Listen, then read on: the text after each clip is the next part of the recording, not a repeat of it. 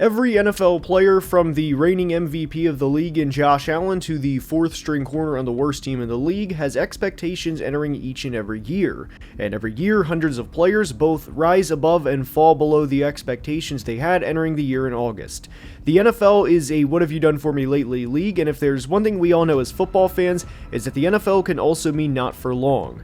Jobs are always on the line for both players and coaches, and guys need to perform, and regularly. And there's no position that needs to perform more week in and week out than quarterback. And in today's video, we're going to discuss 4 quarterbacks under the most pressure entering the 2025 season.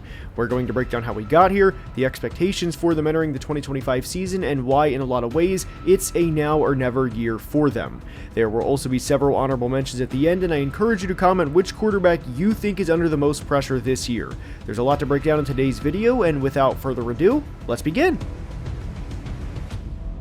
And we are starting today's video with Jags quarterback Trevor Lawrence. Trevor Lawrence was a really highly touted prospect coming out of Clemson back in 2021 and was regarded as the best quarterback to come out since Andrew Luck in 2012. Unfortunately, Trevor's rookie season was awful as he threw more interceptions than touchdowns and truly had one of the worst supporting casts a player can have, let alone a rookie quarterback going to the worst team in the league.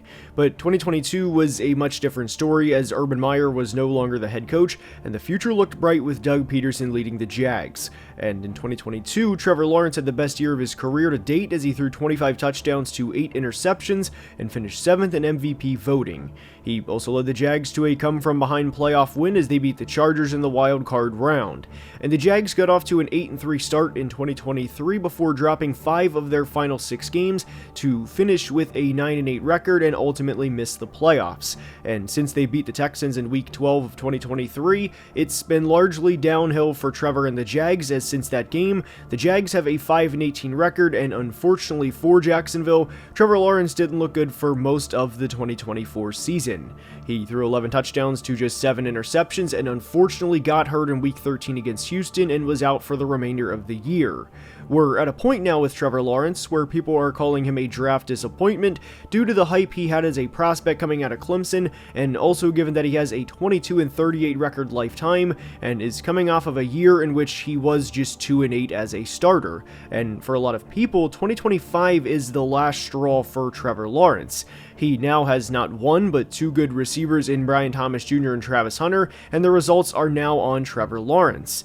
Because of how tumultuous the 2021 season was for Trevor Lawrence and the Jags, I kind of dismissed this season at this point because that year was a circus both on and off the field for the organization. But you're now in a division with CJ Stroud, who is a very good young quarterback and has 2 playoff wins in the first 2 years of his career, as well as 2025 number 1 overall pick Cam Ward. Lawrence also received a 5-year, $275 million contract extension in June of 2024 and severely underwhelmed in the months after the extension. He will be just 26 years old in October, and I believe in not just the situation Trevor Lawrence is in, but I also believe in head coach Liam Cohen. I personally think the Bucs are one of the most underappreciated teams in all of football, and for reference, they finished 4th in points per game last year, and Baker Mayfield threw for 4,500 yards and had 41 touchdown passes. Now, I don't think Trevor's expectations should be that high heading into 2025, but I don't think it's unreasonable for him to throw for over 4,000 yards and 30 touchdowns, especially given that he will be throwing passes to Brian Thomas Jr. and Travis Hunter. Trevor Lawrence has been a polarizing player throughout his career because it seems like he's been a guy that's close to maximizing his potential and even has games or even a few weeks in a row where he does maximize his potential, then makes a few bad reads and has a 2 interception game, and the Jags lose by double digits just when it looked like they had momentum to carry and to take the next step. But with a new head coach in Liam Cohen, a new shiny receiver in Travis Hunter, who they selected number 2 overall, and a year coming off of a $275 million contract extension, well, it's time for Trevor Lawrence to produce, as it is a now or never year. Next up is J.J. McCarthy of the Minnesota Vikings, and I know some people may roll their eyes at the idea of a quarterback being under a lot of pressure despite never playing in an NFL game, but J.J. McCarthy makes today's video for a couple of reasons. The situation McCarthy is in entering the 2025 season is not normal by any stretch of the imagination. It's not normal for a quarterback to enter a team that has legitimate Super Bowl aspirations, that just won 14 games and is moving off of a quarterback that went to Seattle who is just 28 years old in Sam Darnold. That is not normal for a team to have a 27-year-old quarterback throw for 4,200 yards and 35 touchdowns and to say, you know what, we just drafted a quarterback in the top 10, the highest selection that we've used on a quarterback in franchise history, and we are going to move on and wish you well. It's also not normal for a team to win 14 games in 1 year and to significantly improve the roster from 1 year to the next. Now, I will go ahead and get out in front that I would be very, very surprised if the Vikings win 14 games in 2025 despite improving the roster, and I do not think it is an exaggeration to say that the Vikings were one of the most improved teams from 2024 to 2025 because of the acquisitions they made in free agency and the NFL draft. Throughout free agency, they acquired guys like Will Fries and Ryan Kelly to help improve the interior offensive line, a unit that desperately needed it, as well as bringing in Donovan Jackson with their first-round pick, a talented guard from Ohio State. They also brought in Rondale Moore in free agency and traded for running back Jordan Mason too.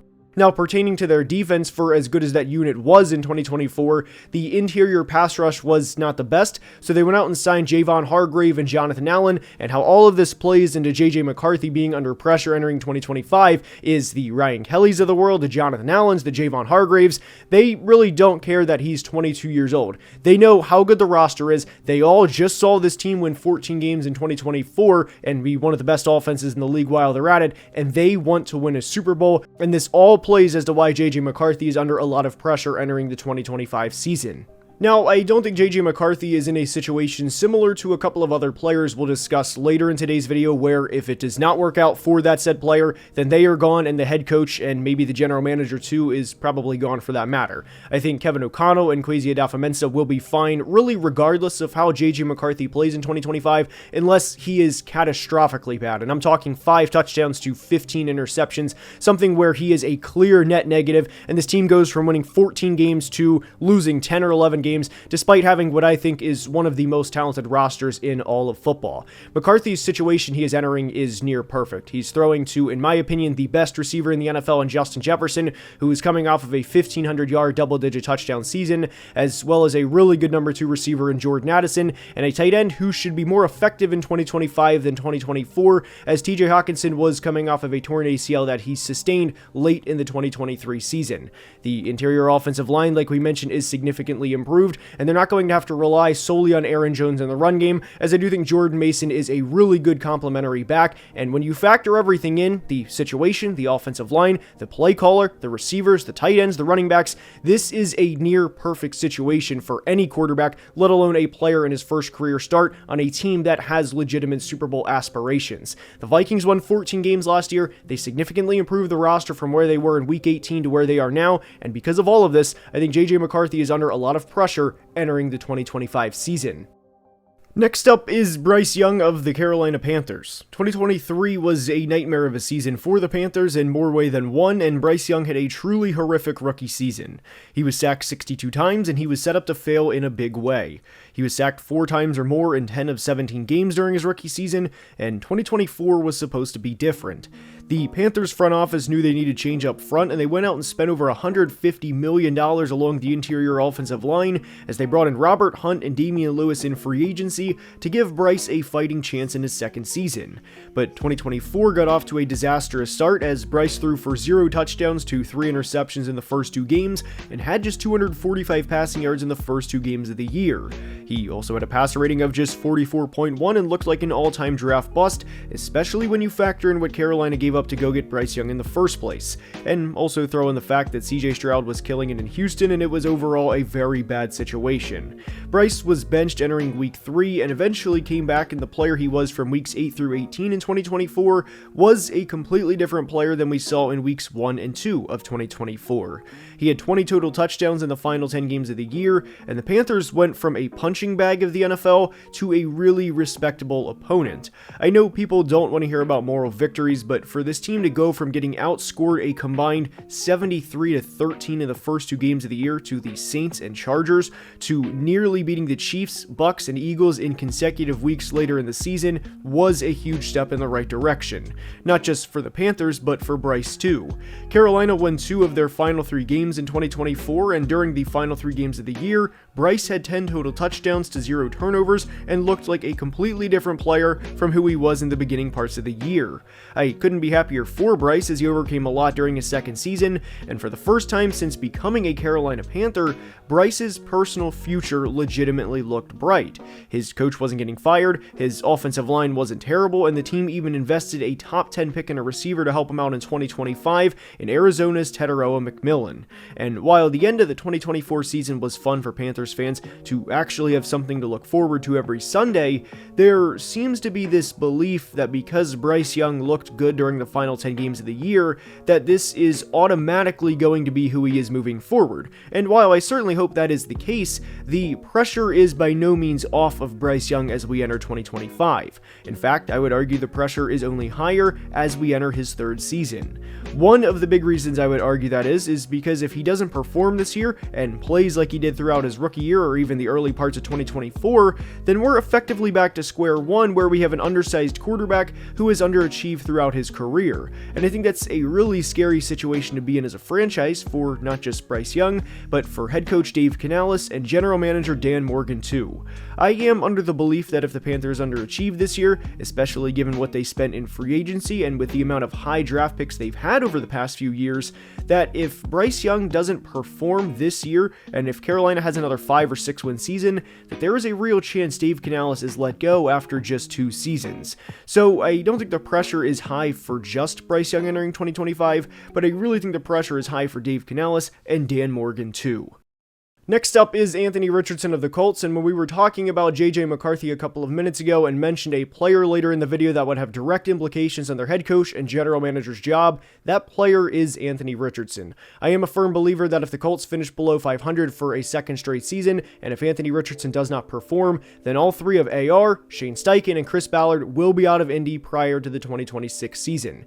The Colts finished 8-9 in 2024 and did not finish in the top 15 in points per game, and that's really a shame because this offense at their peak is one of the better offenses in the NFL. Maybe not top 3 or 5, but to finish outside the top 15 in points per game last year was not acceptable based on the talent they have on their roster. Believe it or not, Indy actually had 3 receivers with 800 or more yards last year in Josh Downs, Michael Pittman, and Alec Pierce. And that was with what I would consider not great quarterback for the majority of the season.